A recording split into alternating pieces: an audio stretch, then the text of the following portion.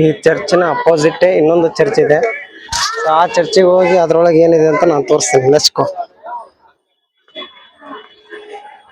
Just ಈ ರಸ್ತೆ cross ಮಾಡಿದ್ರೆ ಇನ್ನೊಂದು ಚರ್ಚ್.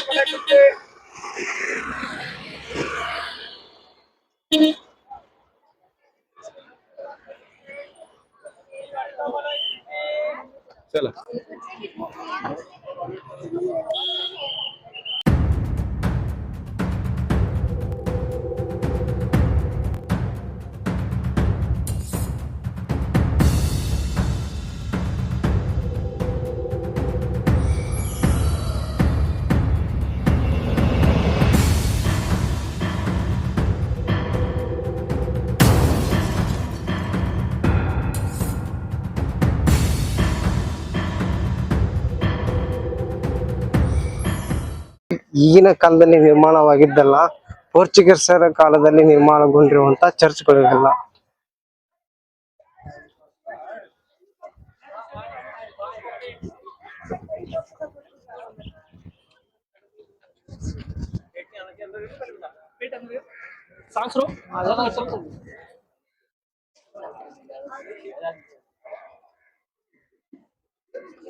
ಇದ್ರೊಳಗೆ ಏನೋ ಫೀಸ್ ಏನೂ ಇಲ್ಲ.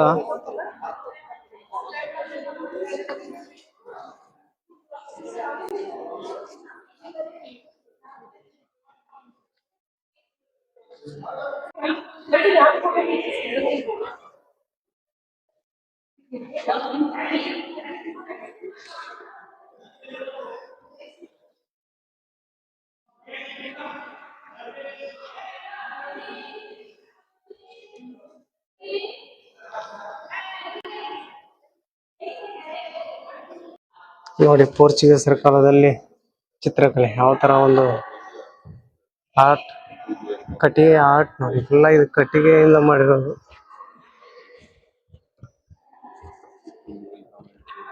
ಕಟ್ಟಿಗೆ, ಇದೆಲ್ಲ ಕಟ್ಟಿಗೆ, ಫುಲ್ ಕಟ್ಟಿಗೆ.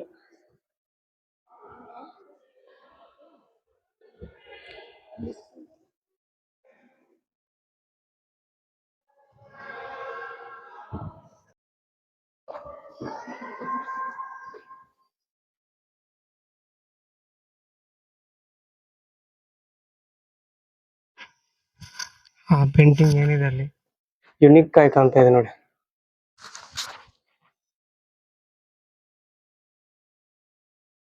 ಜೂಮ್ ಮಾಡ್ತೀನಿ ನೋಡಿ. ಒಂಥರ ಯುನಿಕ್ ಆಗಿ, ಎಷ್ಟು ವರ್ಷಗಳ ಕಾಲ ಹಳೆಯದೋ ಏನೋ ಗೊತ್ತಿಲ್ಲ.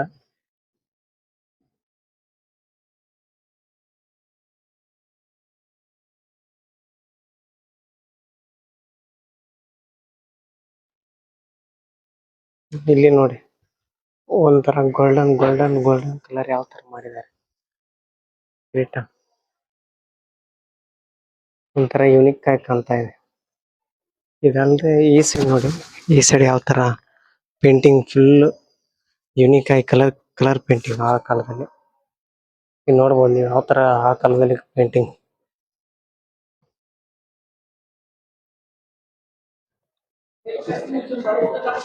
ಸೊ ಮ್ಯೂಸಿಯಂ ಇದೆಲ್ಲ. ಮ್ಯೂಸಿಯಂ ಇನ್ನೊಂದು ಬೇರೆ ಕಡೆ ಇರ್ಬೇಕು, ನೋಡೋಣ.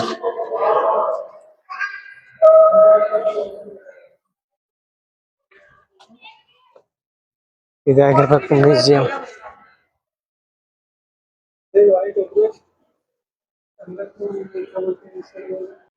ಇದೇನ್ ನೋಡ್ತಾ ಇದ್ರ ಮ್ಯೂಸಿಯಂ. ಇದೆಲ್ಲ ವಸ್ತು ಸಂಗ್ರಹಗಳಲ್ಲಿ ಎಲ್ಲ ಶಿಲ್ಪಗಳನ್ನ ಮ್ಯೂಸಿಯಂದಲ್ಲಿ ಇಟ್ಟಿದ್ದಾರೆ ಪ್ರದರ್ಶನಕ್ಕೋಸ್ಕರ. ನೋಡ್ಬೋದು ನೀವು. ಸೊ ಇಲ್ಲಿ ನೋಡ್ಬೋದು ಗಣೇಶನ ವಿಗ್ರಹ ಡ್ಯಾಮೇಜ್ ಆಗಿದೆ. ಇದೆಲ್ಲ ವಿಗ್ರಹಗಳು ಕಲ್ಲಿನಿಂದ ಕೆತ್ತನೆ ಮಾಡಿರುವಂತ ವಿಗ್ರಹಗಳು.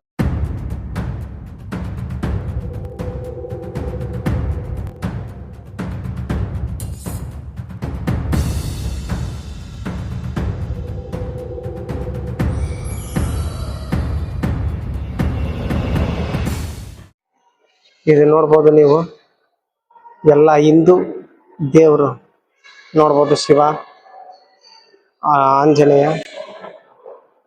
ಮೇಲ್ಗಡೆ ಕಾಣ್ತಾ ಇರೋದು 10 ತಲೆ ರಾವಣ ಆಗಿರ್ಬೇಕು ನನಗನ್ಸೋ ಮಟ್ಟಿಗೆ, ಇಲ್ಲಾಂದ್ರೆ ವಿಷ್ಣು ಆಗಿರ್ಬೋದು. ಸೊ ಅಷ್ಟೊಂದು ಗೊತ್ತಿಲ್ಲ ನೋಡಿ. ಯಾವ ತರ ಒಂದು ಕಲ್ಲಿನ ಆ ಕೆತ್ತನೆಗಳನ್ನ ಮ್ಯೂಸಿಯಂ ರೂಪದಲ್ಲಿ ಇಟ್ಟಿದ್ದಾರೆ ನೋಡಿ ಇಲ್ಲಿ. ಆಂಜನೇಯನ ವಿಗ್ರಹ. ಇದು ಇದು ಕ್ರಿಶ್ಚಿಯನ್ಸ್ ಯೇಸುವಿನ ಸಿಂಬಲ್ ಆಗಿರ್ಬೋದು. ಅಲ್ಲಿದೆ ನೋಡಿ ಸಿಂಬಲ್ ಆಗಿರ್ಬೋದು, ಮತ್ತು ಯೇಸುವಿನ ಒಂದು ಚಿತ್ರ ಮುಖ ಇದೆಲ್ಲ ತೋರಿಸಿದ್ದಾರೆ. ಇದೆಲ್ಲ ಓಲ್ಡ್ ಗೋವಾದ ಚಿತ್ರಣ, ಓಲ್ಡ್ ಗೋವಾ. ಈ ಫೋಟೋಗಳಲ್ಲಿ ಏನು ನೋಡ್ತಾ ಇದ್ರ, ಇವರು ಪೋರ್ಚುಗೀಸ್ ಕಾಲದ ಗವರ್ನರ್ಗಳು. 100ಕ್ಕೂ ಹೆಚ್ಚು ಫೋಟೋಗಳನ್ನು ಇಲ್ಲಿ ಹಾಕಿದ್ದಾರೆ. ಆ ಕಾಲದ ಗವರ್ನರ್ಗಳ ಒಂದು ನೆನಪಿಗೋಸ್ಕರ ಈ ಚಿತ್ರಣಗಳನ್ನು ಅವಾಗಲೇ ಬಿಡಿಸಿದ್ದು ಇವಾಗ ಮ್ಯೂಸಿಯಂನಲ್ಲಿ ಹಾಕಿದ್ದಾರೆ. ಸೊ ನೋಡ್ಬೋದು ನೀವು ಯಾವ ಥರ ಒಂದು ಗವರ್ನರ್ನ ಲುಕ್ಕು, ಒಂದು ಡ್ರೆಸ್ ಕೋಡು ಯಾವ ಥರ ಇದೆ ಅಂತ ನೋಡ್ಬೋದು. ಹಾಗೆ ಇದು ನೋಡಿದರೆ ಇದೆಲ್ಲ ಟೈಲ್ಸ್ನಲ್ಲಿ ಟೈಲ್ಸ್ನಲ್ಲಿ ಕಂಡು ಬಂದಂಥ ಒಂದು ಕಲೆ ನೋಡಿ, ಯಾವ ಥರ ಒಂದು ಡಿಸೈನಿಂಗ್ ಆ ಕಾಲದಲ್ಲೇ ಬಂದಿತ್ತು ಅಂತ ನೋಡಿ. ಇದೇ ನೋಡಿ ಈ ಥರ ಡಿಸೈನ್ ಬರ್ತದೆ. ಇದು ಪೋರ್ಚುಗೀಸ್ ಕಾಲದ ಯೂರೋ ಅಂತ ಕರಿತಾ ಇದ್ರು. ಪೋರ್ಚುಗೀಸ್ ಕಾಲದ ಚಲಾವಣೆಯಾಗಿರುವಂಥ ನೋಟುಗಳಿವು. 60 euro, 20 euro, 100 euro, 50 euro, 1000 euro, ಅನೇಕ ಯೂರೋಗಳನ್ನು ಇಲ್ಲಿ ಹಾಕಿದ್ದಾರೆ ನೋಡ್ಬೋದು ನೀವು. 300 ಯೂರೋ, ಮತ್ತು 100 ಯೂರೋ, ಮತ್ತು 500 ಯೂರೋ, ಮತ್ತು ಫೈನಲ್ ಆಗಿ 1000 ಯೂರೋ ನೋಡಿ. ಪೇಂಟಿಂಗ್ ಯಾವ ಥರ ಆವಾಗಿನ ಕಾಲದಲ್ಲಿ ಯಾವ ಥರ ಒಂದು ಪೇಂಟಿಂಗ್.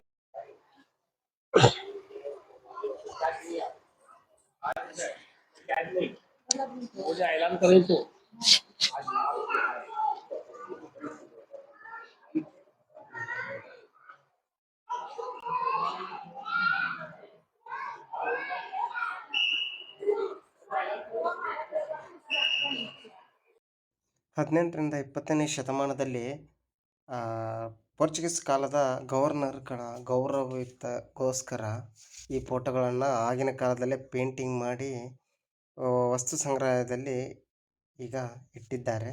ಸೊ ನೋಡ್ಬೋದು ನೀವು, ಇವರೆಲ್ಲ ಪೋರ್ಚುಗೀಸ್ ಕಾಲದ ಗವರ್ನರ್ಗಳು. ಸೊ ಹಾಗೆ ಇಲ್ಲಿ ಬಂದು ನೋಡಿದರೆ ಇಲ್ಲಿ ಒಳ್ಳೆಯ ಪೇಂಟಿಂಗ್ ಇದೆ. ಸೊ ಇದು ಕ್ಯಾಂಡಲ್ ಇಡುವಂಥ ಕ್ಯಾಂಡಲ್ ಸ್ಟ್ಯಾಂಡ್. ಇದು ನೋಡ್ಬೋದು 5ರಿಂದ 6 ಫೀಟ್ ಎತ್ತರವಾಗಿದೆ. ಹಾಗೆ ಇಲ್ಲಿ ಯೇಸುವಿನ ಪ್ರತಿಮೆ ಕೂಡ ಇಟ್ಟಿದ್ದಾರೆ ಪ್ರದರ್ಶನಕ್ಕೋಸ್ಕರ.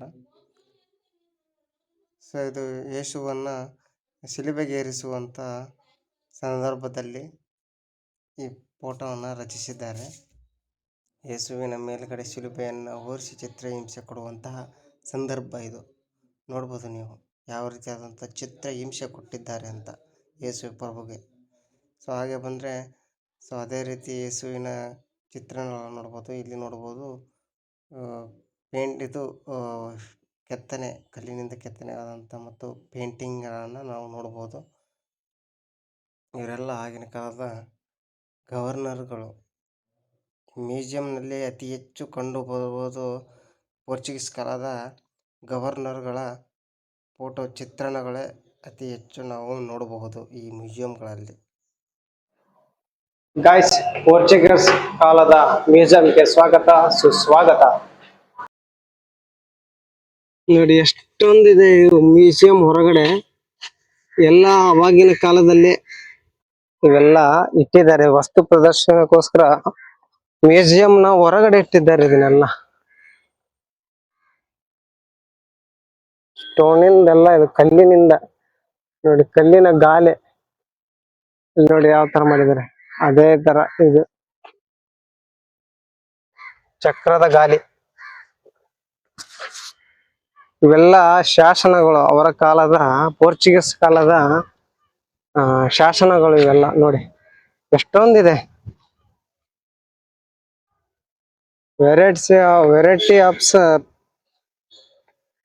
ವೆರೈಟಿ ಇದೆ, ತುಂಬಾ ಅಂದ್ರೆ ತುಂಬಾ ವೆರೈಟಿ ಇದೆ.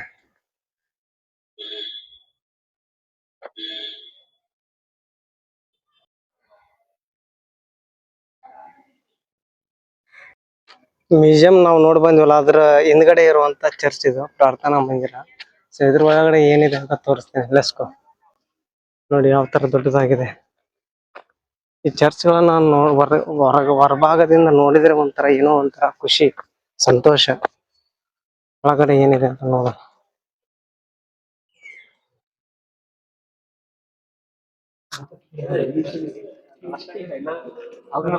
ಗೈಸ್ ನೋಡಿ ಯಾವ ತರ ಒಂದು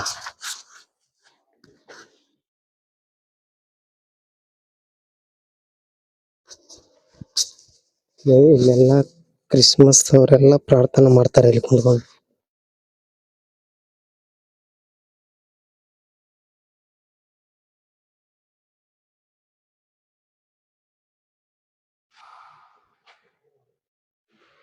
ಒಳಗಡೆ ಏನೋ ಇದೆ ಸ್ಟ್ಯಾಚು ತರ.